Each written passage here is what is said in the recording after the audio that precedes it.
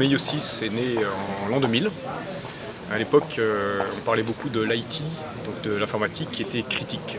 L'informatique de la finance, l'informatique des télécommunications, l'informatique du e-commerce qui n'avait pas le droit de tomber en panne. Donc la qualité de service et toutes ces choses-là.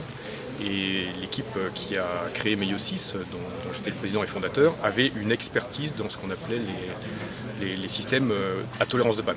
Pourquoi ? Parce qu'en fait, on venait de l'aéronautique, on avait développé des gros systèmes qui ne tombaient jamais en panne, et on s'était dit, il y a peut-être une façon, une pertinence de récupérer ce savoir-faire et de le faire rentrer dans les systèmes d'information des entreprises.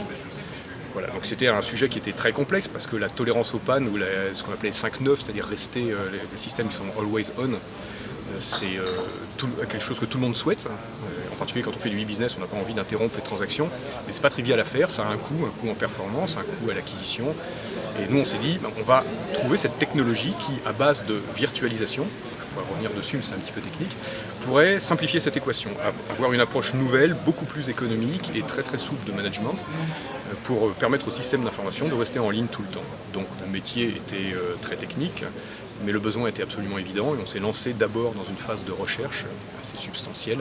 Il a fallu briser quelques barrières techniques non triviales et puis ensuite on a apporté ça en OEM aux fabricants d'IT de ce monde, donc HP, IBM, Sun Microsystems, en disant rajoutez ça dans vos systèmes d'exploitation, rajoutez ça dans vos offres de cluster. Donc cluster, c'est plusieurs machines qui travaillent ensemble. Et avec ça, vous allez pouvoir offrir à vos clients une qualité de service, une continuité de service que les systèmes de l'époque ne permettaient pas d'atteindre.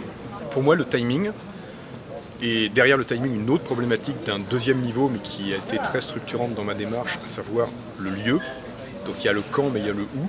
Et en l'occurrence, la société était née en France, mais le où était clairement, dans le cas du métier de Meio 6, un où américain, ce qui arrive quand même assez souvent dans la technologie, mais y compris dans le web.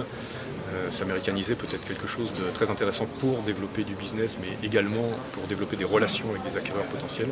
Donc le où et le quand, c'est vraiment la problématique que je voudrais aborder.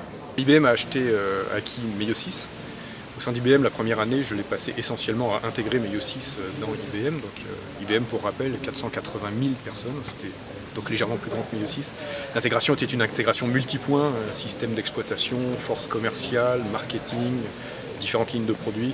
Donc il y a eu une année assez intense d'intégration des équipes. Alors incidemment, ils ont gardé toute l'équipe, ils l'ont même fait grandir, y compris à Toulouse, où ça doit être probablement le seul centre de R&D de IBM qui est en croissance en dehors de la Chine et des États-Unis. Donc ça, c'était un bon succès, mais pas une opération facile. IBM, boîte fantastique, que du bien à dire, mais vraiment très grande. Vraiment très grande. Moi, je suis assez content de la façon dont ça s'est passé. En ayant toutes les cartes en main, on aurait fait des choses un petit peu différentes. On aurait peut-être attendu plus longtemps, on aurait peut-être tenté une compétition plus ardue. On était dans un modèle compétitif, ce qui était assez agréable, puisqu'il n'y avait pas qu'IBM sur les rangs. Donc ça, c'était très vertueux, mais on ne mesurait pas le niveau d'attraction. On le percevait, on essayait de l'extrapoler, mais on ne mesure pas totalement le réel niveau d'attraction et savoir jusqu'où on peut jouer.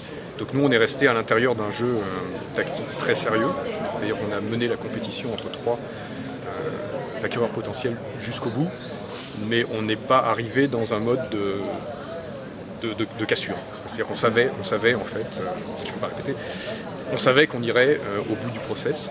On voulait tenir la compétition de façon saine jusqu'au bout, mais pas jusqu'à la rupture. Et en fait, peut-être que le point de rupture était un petit peu plus loin.